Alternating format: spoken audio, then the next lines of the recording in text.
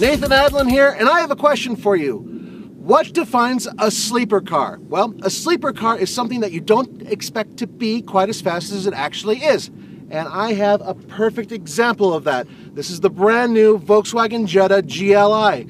And guess what? It's faster than you think. Find out why coming up next on the Fast Lane Car.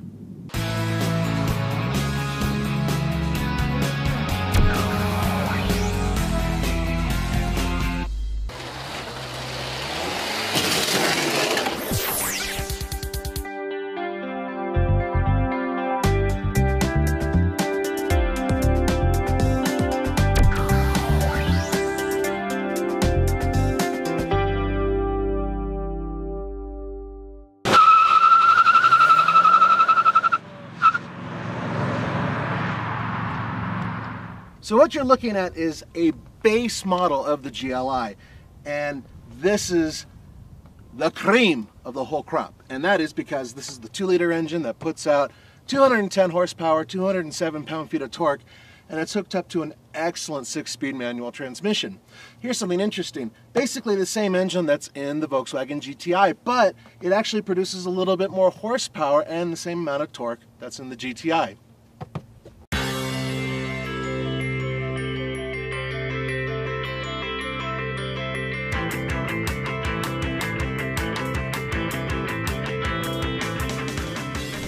The Jetta GLI loves to be let off the leash. It's got really good power. And merging power, which you're about to find out because I'm about to merge onto a highway, is fantastic. I was going to say something else, but I opted not to. Nice. 210 horsepower comes up at about 5,300 RPM. So you have to wind it up to really get the maximum power. But this engine's also about torque. 207 pound-feet of torque is actually, for this class, excellent.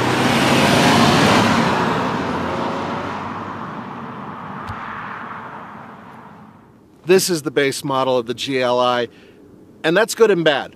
If you want to scream to the world, hey, I've got a fast car, this isn't it.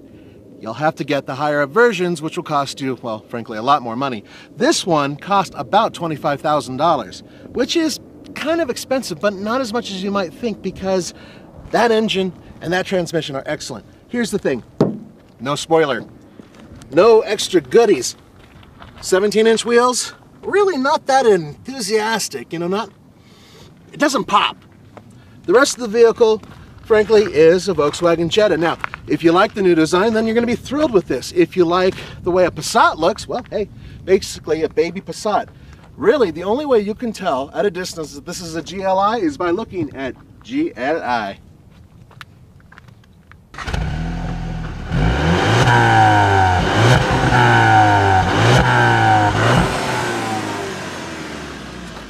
You guys might debate this with me, but I think it actually sounds like a Subaru Boxer engine from the inside. Kind of has that little growl to it, but it's not as savage. It also only lets me rev up to 4,000 RPM.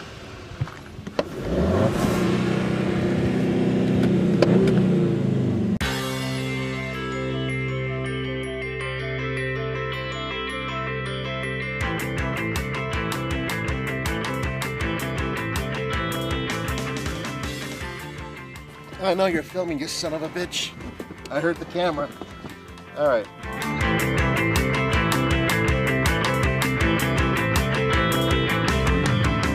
Folks, you're looking at 15.5 cubic feet of space. It's actually very, very spacious. It's another thing that they improved when they built the new Jetta. I would recommend putting children back here because, frankly, it's a little uncomfortable with the spare tire here. But otherwise, it's actually very roomy. I mean, it holds a big, chunky Nathan rather comfortably. Might just take a nap in here, I don't know. See ya.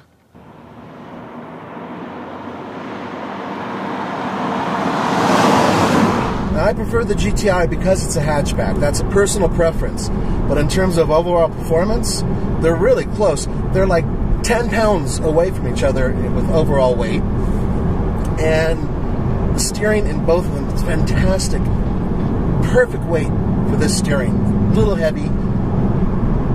Roman will complain, but sometimes he's a little girl when it comes to steering.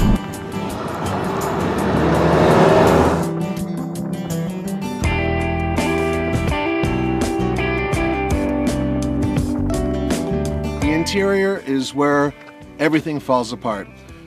I love this car, and I know a lot of you do too, and a lot of fanboys are going to yell at me when I say Volkswagen could have done a lot better. They used to build the best interiors, period. I'm talking about beyond their class. They were punching above their weight. Now, well, vehicles that are being sold in America at a discount through Volkswagen have super hard plastics, especially here in the door panel, which unfortunately I like to put my elbow up on, and it actually is very uncomfortable. Backseat space, pretty damn good. That's one of the main reasons why they completely redid the Jetta, so they can get more space. And I'm able to get my little critters back here. But here is something that I've had an issue with from day one. See this huge piece? That's solid hard plastic. And if you're fairly large and you're sitting back here, you feel this on your back. I wish Volkswagen could have put some sort of material on it.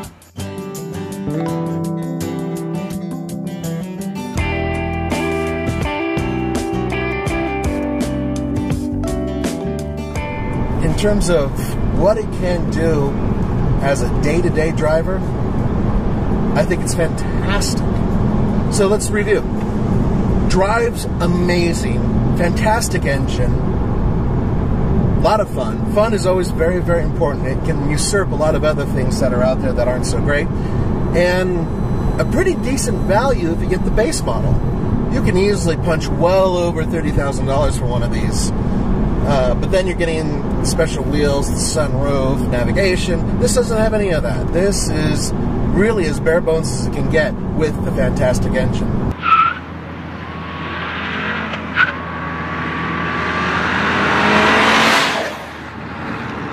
I'm just going to go flat and shutting traction control off. Ready? Interesting.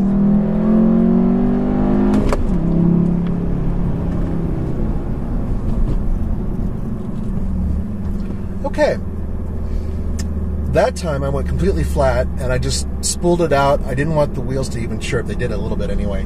7.99. Just for the hell of it, before I close this puppy out, one more quick 0 to 60 run.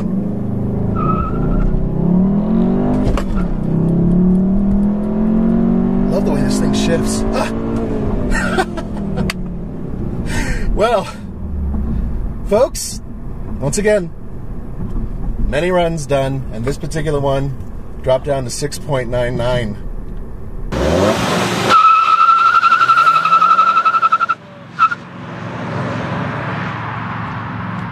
On the TFL scale of buy it, lease it, rent it, or forget it, I'm giving the 2014 Volkswagen Jetta GLI a buy it. The interior ain't great. Volkswagen can do a hell of a lot better. Despite that, and despite the fact that $25,000 is pretty close to some other more powerful vehicles, this thing is such a hoot to drive. The engine is excellent. The transmission is fantastic. So once again, buy the damn car. Well done, Volkswagen. Now fix the interior. For the Fastlane Car, this is Nathan Adlin. Peace!